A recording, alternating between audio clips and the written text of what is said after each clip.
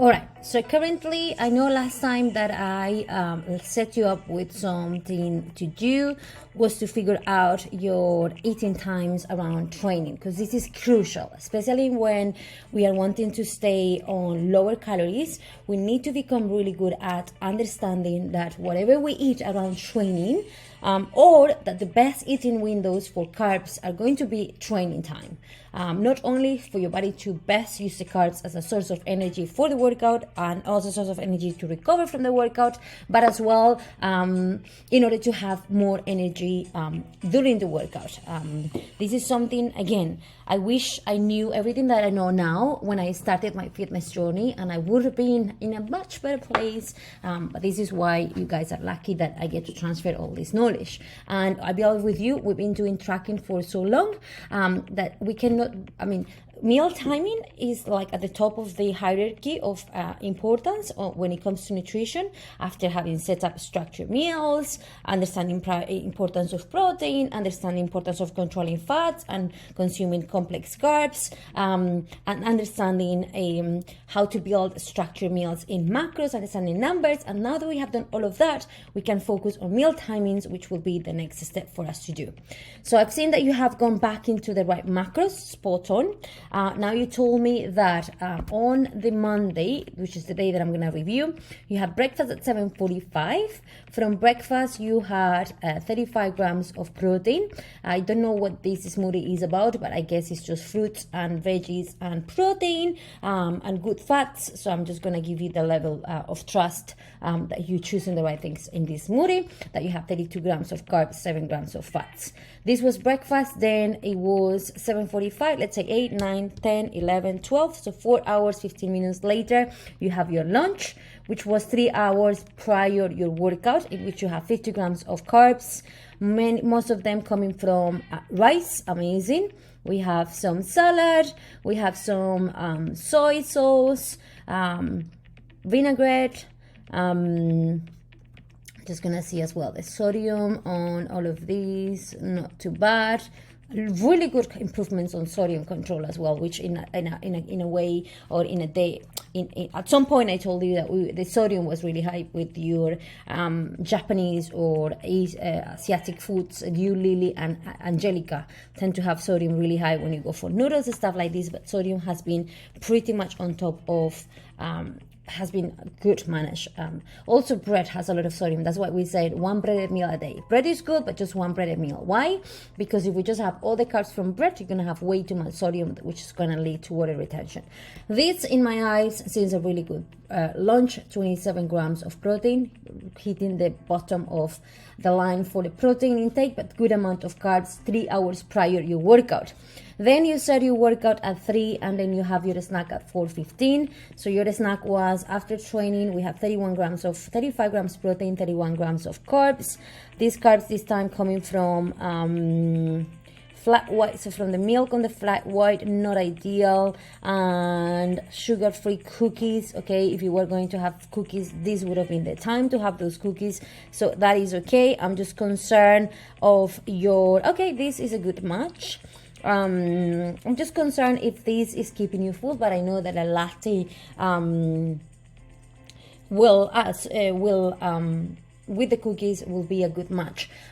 We could navigate different types of post-workout snacks that would do have more volume on it. Like, for example, if we use just, for example, almond milk, you could potentially have some cereal. But so far, I'm not going to expand too far into this. It's not too bad. Good amount of carbs, building up towards the workout, and then after the workout, and then if I look into how many hours, it was just 2 hours and something. So as you see, the snacking here will not keep you full for long, especially after workout. So this is the thing, because what I would love for you to have a snack post workout, and if you, for example, wanted something sweet, and I don't know if you have access to that, but something would have been good. For example, 200 grams of Greek yogurt, that gives you around 20 grams of protein. Then you can have some, at the moment I'm having some All Bran Buds, it's called, the cereal, which still has some protein in it, so it gives me 5 grams of protein. per serving, so that with the Greek yogurt would have been 25 grams of protein. But then again, the good thing is that in here you did it, like, I cannot imagine the tuna with the coffee, but I imagine the coffee with the cookies and then having the tuna. So if you felt satisfied with this, I'm not going to tell you that it was not good enough. It was good. It filled the macros, it filled the micros as well. Maybe not the cookies, but if you were going to have cookies, the best time to have them is post workout. And then your dinner this time would have been 36 grams of carbs, from which potatoes, fantastic, cauliflower, so veggies, pasta here, pasta, no, it's not pasta. What is this?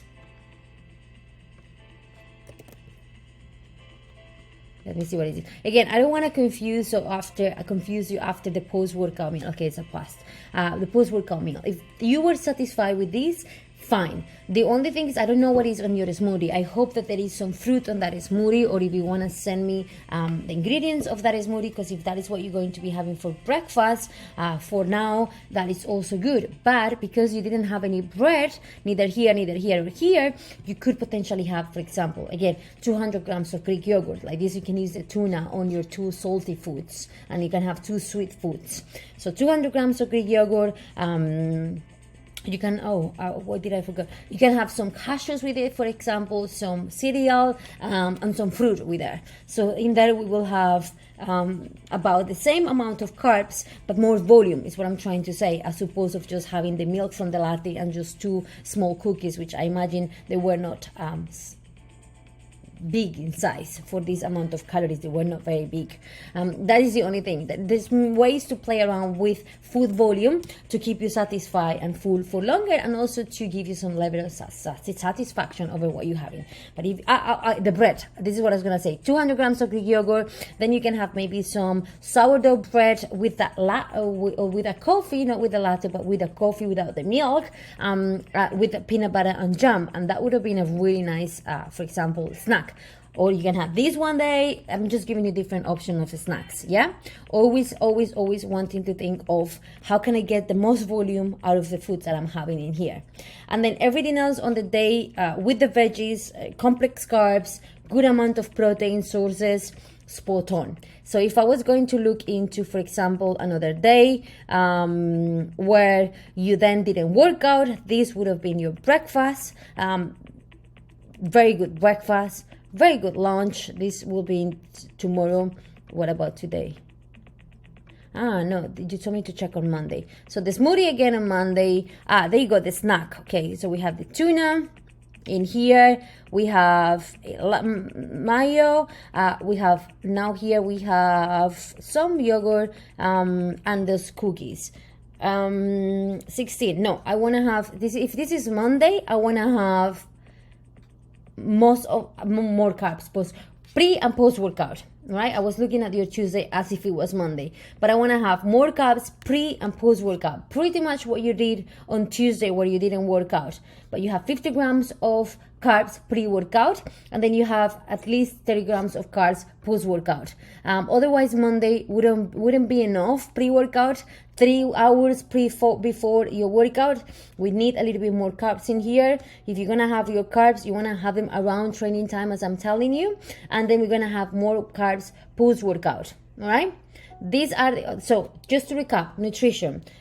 Good. I'm happy with the quality of foods that you are providing me. What we think we should be working on will be on making sure that most of the carbs are consumed around training time, pre and post workout. Can we do that this week? Can that be the focus on the next 2 weeks? And I can, if you leave me the notes on the days that you want to, on the days that you want me to review these, let me know exactly the same. What time you train, what time you eat, what time you train, and we can be doing this for the next couple of weeks. Bye-bye, Ashley. Love you.